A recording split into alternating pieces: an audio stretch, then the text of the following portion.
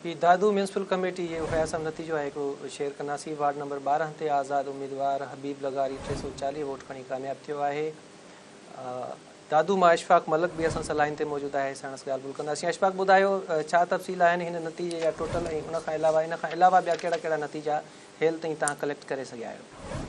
जी बिल्कुल, मां तव्हांखे ॿुधाईंदो हलां त दादू तालके जी जेका म्यूनसिपल कमेटी आहे जंहिंमें 24 वार्ड आहिनि, उन जा जेका गैर हतमी ऐं गैर सरकारी जेका नतीजा आहिनि उहे साम्हूं अची चुका आहिनि, जंहिंमें पाकिस्तान पीपुल्स पार्टी 18 वार्डनि ते सोभारी थी आहे, जॾहिं त पाकिस्तान तहरीक इंसाफ़ 3 जेका वार्ड पंहिंजे नाले कया आहिनि, जंहिंमें 2 जेकी आहिनि आज़ाद उम्मीदवार बि उन्हनि कामयाबी हासिल कई आहे। 1 नंबर जेको वार्ड आहे, वार्ड नंबर 20, उते पीपी उम्मीदवार जी वफ़ात खां पोइ उन ते इलेक्शन अॼु मुलतवी थियल हुई।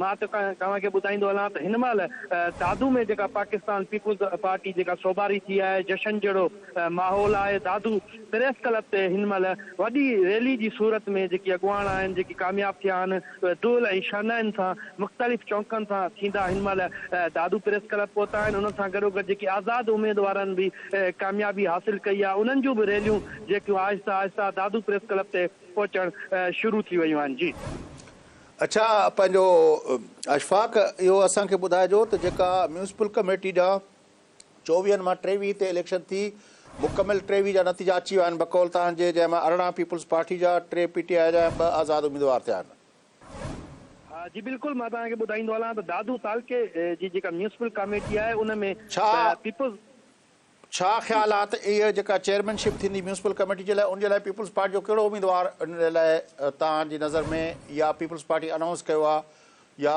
तव्हांखे ज़रियनि वटां का ख़बर पई आहे इहा म्यूनसिपल कमेटी जी चेयरमैनशिप पीपुल्स पार्टी जो उम्मीदवार केरु हूंदो?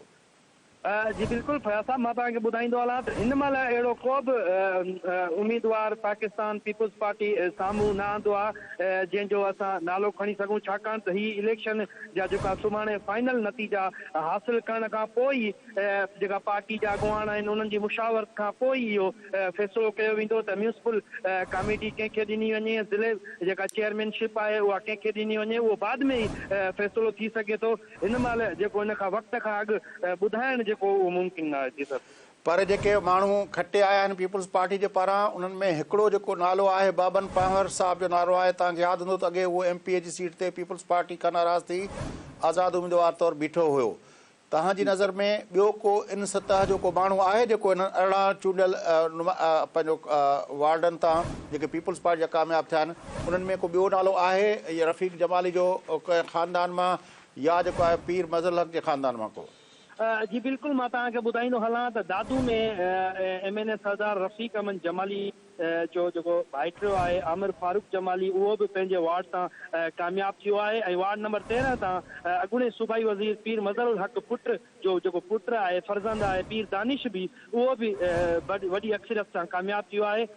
ईअं पीपुल्स पार्टी जा केतिरा ई उम्मीदवार आहिनि जेकी पंहिंजे सख़्तु मुक़ाबले खां पोइ जेको आहे कामयाब थिया आहिनि। दादू शहर में हिन महिल जेको जेको टर्न ओवर हुयो उहो तमामु घटि रहियो, छाकाणि त तमामु सर्दी हुअण जे करे 12 बजे ताईं को बि वोट अहिड़ो कंहिं पोलिंग स्टेशन ते 5 खां 6 खां वधीक काउंट कास्ट थी न सघियो हो। पर जीअं सर्दी घटि थींदी पई वई त जेकी वोटर हुआ उहे आहिस्ता आहिस्ता पोलिंग स्टेशन तरफ़ उन्हनि जेको आहे वधण लॻा, अचणु लॻा। ऐं उन खां पोइ ई जेको वॾी महिरबानी तव्हांजी पंहिंजो अशफाक, तव्हां सां अपडेट कयोसीं।